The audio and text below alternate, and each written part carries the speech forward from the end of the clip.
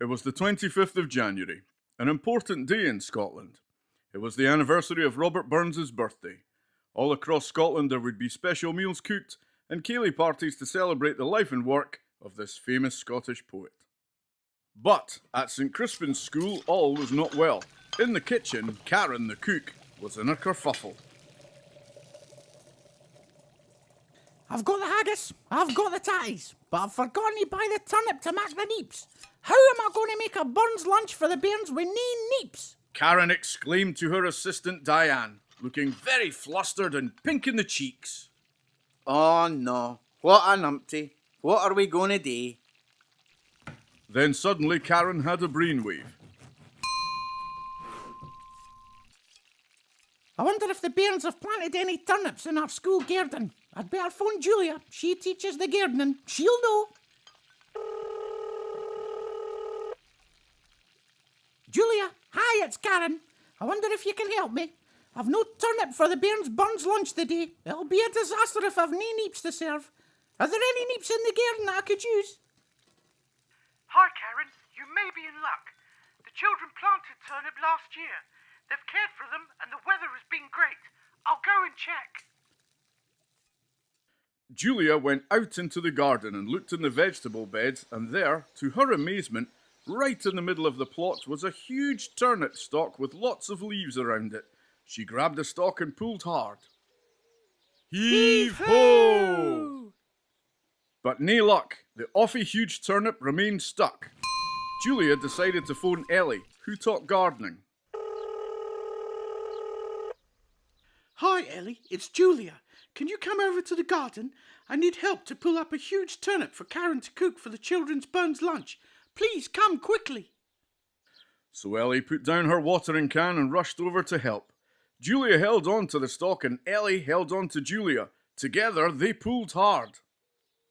Heave-ho! But nae luck. The awfully huge turnip remained stuck. Ellie scratched her head.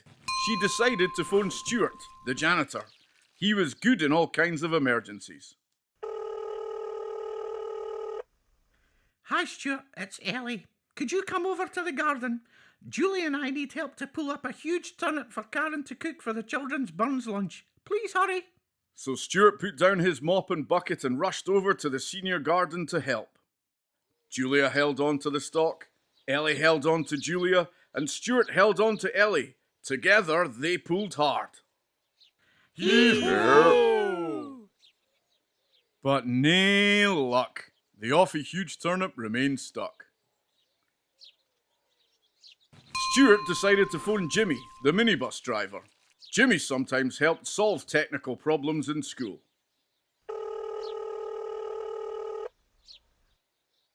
Jimmy, hi, Stuart here. If you're in the school car park, would you come over to the garden?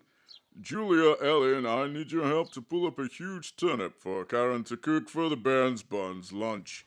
Quick as you can, old bean. So Jimmy put down his newspaper and rushed over to the garden to help. Julia held on to the stalk, Ellie held on to Julia, Stuart held on to Ellie, and Jimmy held on to Stuart. Together they pulled hard. Heave-ho! But nae joy. The awfully huge turnip remained stuck. Right, Tosh, it's nearly 11 o'clock. And Karen needs to get that turnip prepared and cooked ready for the Burns lunch at 12. This is getting serious now. I'm going to phone the head teacher. So Jimmy phoned Ruth. Hi, Ruth. It's Jimmy here. How you doing, hen? We have an emergency situation. Karen needs turnip for the bairns' Burns lunch and we have an awfully huge one in the garden, but 4 of us together can't pull it up. Please, can you help? So Ruth put the report she was writing in her overfilled to-do tray and ran along the corridors until she arrived at the senior garden. She rolled up her sleeves and got stuck in.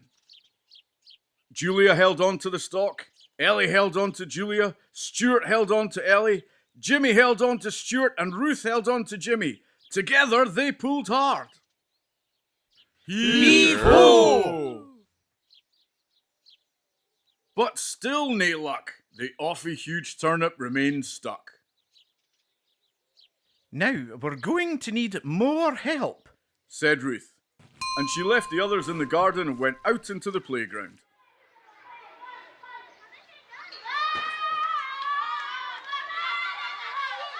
It was playtime and the children were out having fun in the sunshine. Ruth looked around and noticed one little boy pulling his classmate around in a cart. Suddenly, Ruth had a brainwave. She went over to the boy pulling the cart and gently took his hand. Sarvesh, you are really good at pulling, and I have a special job for you. Come with me. She led Sarvesh out into the garden. Now, Sarvesh, you pull me, and pull really hard. They all got into position. Julia held on to the stalk, Ellie held on to Julia, Stuart held on to Ellie, Jimmy held on to Stuart, Ruth held on to Jimmy, and at the back, wee Sarvesh held on to Ruth. Together they pulled and they pulled as hard as they could. Heave-ho! Then yip yippee! The awfully huge turnip was finally free. The huge turnip was taken over to the kitchen. They needed a wheelbarrow and several people to push it, as it was so big and heavy. Oh my, what a stutter! Exclaimed Karen on being presented with the awfully huge turnip. That'll feed the whole school, that will. 12 o'clock came and the whole school sat down together in the hall to enjoy their Burns lunch. After the bagpipes, they addressed to the haggis and the Selkirk Grace. Ruth raised her glass of fine Scottish tap water and proposed a toast.